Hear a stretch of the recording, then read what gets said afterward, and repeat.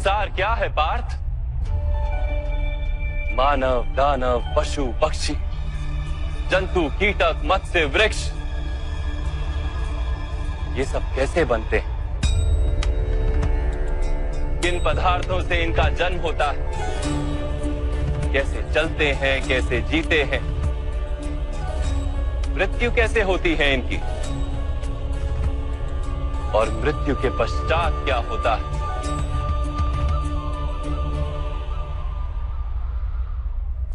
इस रहस्य का विचार करो। मनुष्य की देह मिट्टी से बनी है माधव।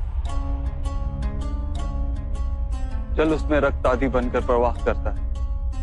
अग्नि देह को तापमान देती है और देह में रिक्त स्थानों में आकाश प्रकट होता है। अर्थात धरती, वायु, जल, अग्नि और आकाश, इन पंच महाभूतों से ही शरीर का निर्माण हो। अर्थात महामहिम गुरु द्रोण पृथ्वी, जल, वायु, अग्नि और आकाश से अधिक कुछ भी नहीं। धर्म ज्ञानी भी पंच महाभूत का जोड़ है और अधर्मी भी। तो मोह किसका कर रहे हो पार्थ? मिट्टी का? परंतु माधव, इस मिट्टी के देह से ही तो मनुष्य एक दूसरे का परिचय पाते हैं। सारे संबंध इस मिट्टी के देह से ही तो होते हैं। नहीं पार्थ, यदि ये सत्य होता तो मृत्यु के पश्चात देह को नष्ट क्यों किया जाता है?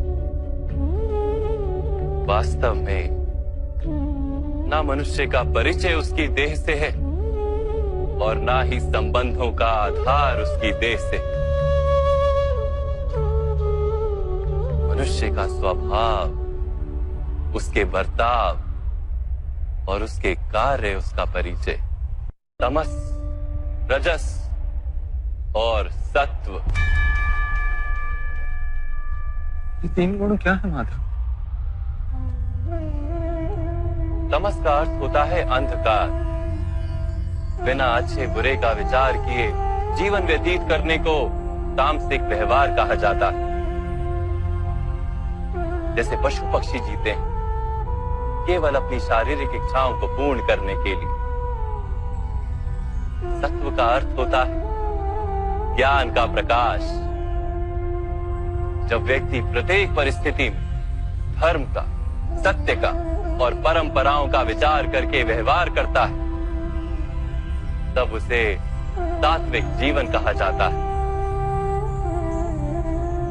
इन दोनों के मध्य में ऐसा व्यक्ति होता है जिसके पास ज्ञान तो है पर शरीर और मन की इच्छाओं के साथ बंधा हुआ भी है। ऐसा मनुष्य रजस अर्थात अहंकार पूर्ण मनस्थिति के साथ जीता है। तमस, रजस तथा सत्व गुणों के अधिक या कम मात्रा के मेल से ही मनुष्य का स्वभाव बनता है।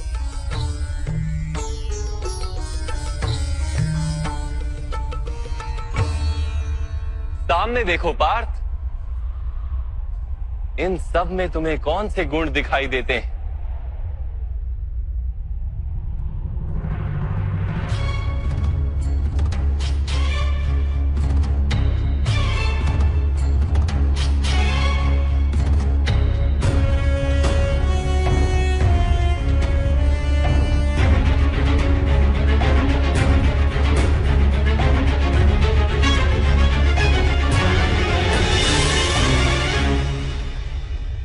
युवराज दुर्योधन धर्म जानते हैं परंतु वहन नहीं करते। उनके जीवन का केंद्र अहंकार है, अर्थात उनमें तमस कम है, रजस अधिक है और सत्वगुण पूर्णता नहीं।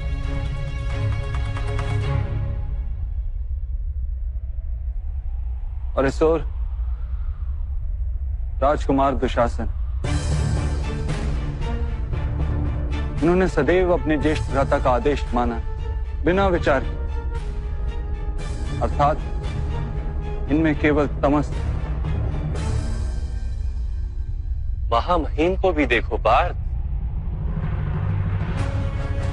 सत्व के साथ तमस का मेल है। अहंकार नहीं, किंतु पुरातन धर्म, पुरानी परंपराओं और प्रण के साथ बंधे, आवश्यकता होने पर भी अपना प्रण नहीं तोड़ सकते।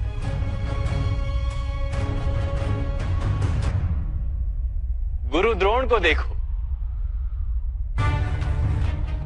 ज्ञान और अहंकार दोनों ही हैं। ज्ञान तो मनुष्य को मुक्ति दिलाता है, किंतु इनका अहंकार इन्हें मुक्त नहीं होने देता।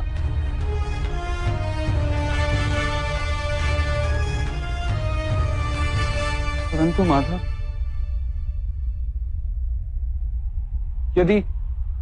यदि मनुष्य का स्वभाव इन तीन गुणों का मेल है, तो फिर मनुष्य का व्यवहार पहले से ही निश्चित है। सिंह हिरन को खाएगा ही, और हिरन सिंह से भयभीत ही होगा। तो फिर धर्म की प्रशंसा क्यों? अपराध का दंड क्यों? उसका क्या तात्पर्य है?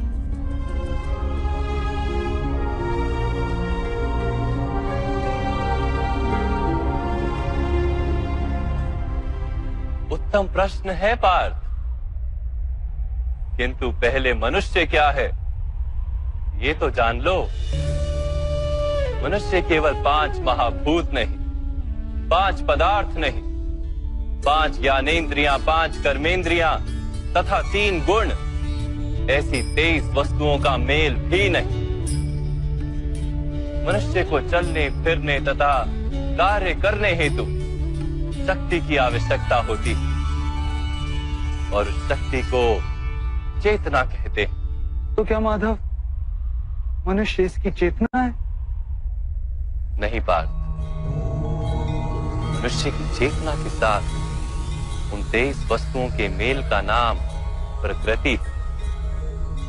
24 वस्तुओं से बने मनुष्य नामक यंत्र में वास करता है पुरुष, अर्थात परमात्मा का अंश।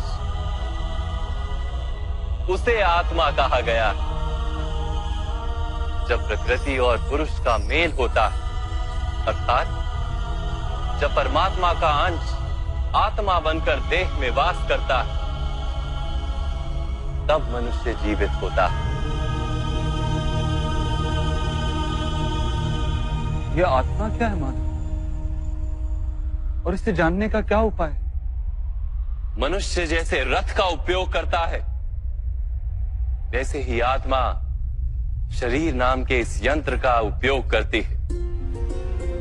शरीर के माध्यम से शरीर के सुख दुख का उपभोग करती है, किंतु आत्मा शरीर नहीं पार्थ।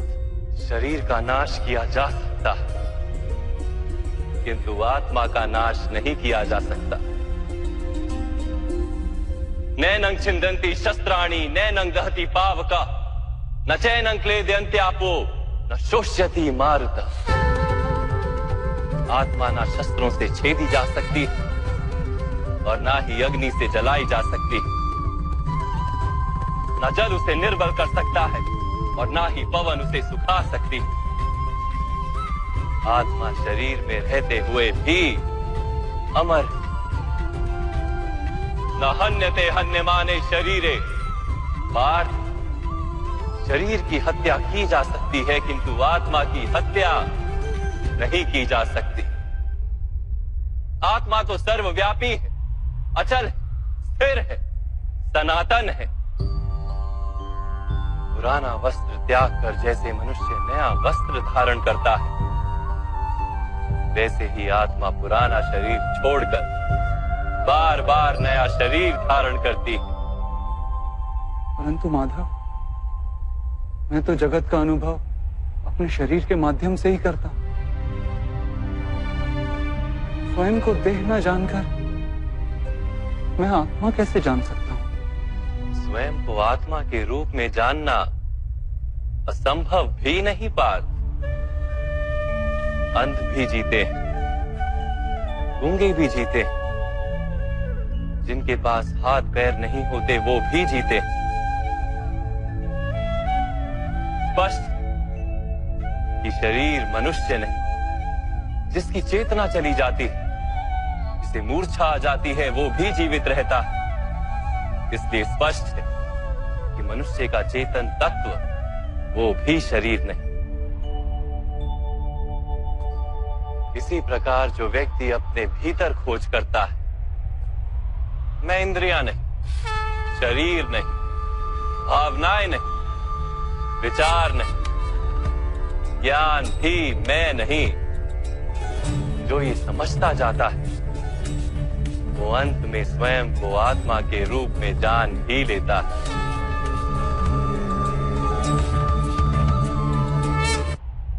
ये आत्मा का क्या कार्य है माधव? जब पर ब्रह्म के भाग हुए, पुरुष तथा प्रकृति बने, तब पुरुष अर्थात परमात्मा के अंश ने आत्मा बनकर प्रकृति की प्रत्येक वस्तु में वास किया। उस आत्मा को मोह तथा अंधकार ने घेर लिया पार। उस मोह निद्रा से जागृत होकर स्वयं को परमात्मा का अंश जानना ही आत्मा का कर्तव्य, उद्देश्य और जीवन कार्य। परंतु माधव, यदि हर आत्मा परमात्मा का अंश है, तो क्या उन्नति और अवगति स्वयं परमात्मा कर रहे? जिस प्रकार कीचड़ में पड़ा रत्न चमकता नहीं, वैसे ही प्रकृति के 24 पदार्थों से घिरी आत्मा को विस्मरण हो जाता है कि वो परमात्मा का अंश है। अधिकतर आत्माएं अपनी देह को ही सब कुछ मानती हैं, स्वयं देह से भिन्न है ये जान ही नहीं पाती। शरीर को जो सुख, दुख, स्वाद, गंध आदि का अनुभव होता है, उसे अपना अनुभव मान लेती है और बदलाव का प्रयास ही नहीं करती।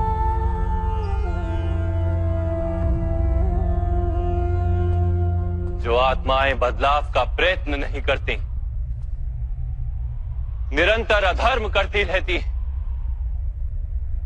उन्हें जागृत करने के लिए दंड देना अनिवार्य है।